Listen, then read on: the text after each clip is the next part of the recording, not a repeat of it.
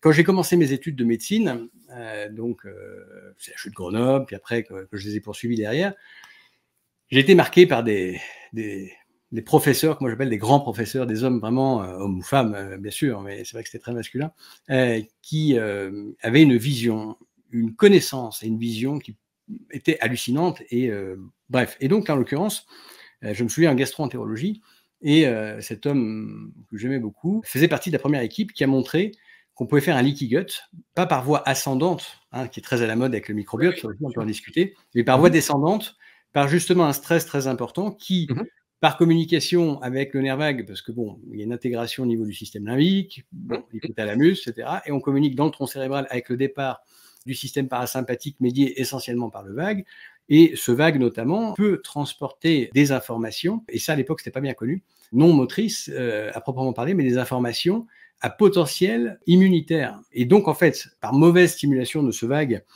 en l'occurrence, on peut créer un intestin hyperperméable, un leaky gut. Et alors aujourd'hui, je vois que la Société canadienne d'endoscopie digestive dit que ça n'existe pas. C'est marrant parce que là, déjà à l'époque, il y avait des données même anatomopathologiques, donc au microscope, très intéressant. Et donc, c'était observé. Et après, il est allé plus loin en voulant faire rétablir une bonne stimulation vagale avec un essai, bon, sur très peu de gens, mais avec un Crohn.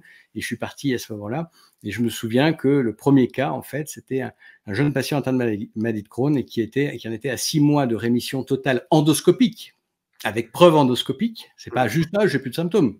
Avec cette stimulation vagale, bon voilà. Et ces gens-là me disaient, tu sais, tu ne pourras trouver que ce que tu cherches, fatalement, et tu ne peux chercher que ce que tu connais. Donc, mon garçon, tu as intérêt à en connaître un rayon, parce que sinon, tu ne trouveras jamais rien. Et tu n'aideras pas tes patients. Et il faut vraiment avoir cet esprit ouvert, permanence. Et aujourd'hui, ce qu'on me dit, alors, y compris par la sécurité sociale en Andorre, hein, ça ne fait pas exception, mais c'est quand même plus facile de travailler avec eux qu'en France, et on me dit, ah oui, bah, à force de chercher, c'est sûr que vous allez finir par trouver quelque chose. Hein. Voilà.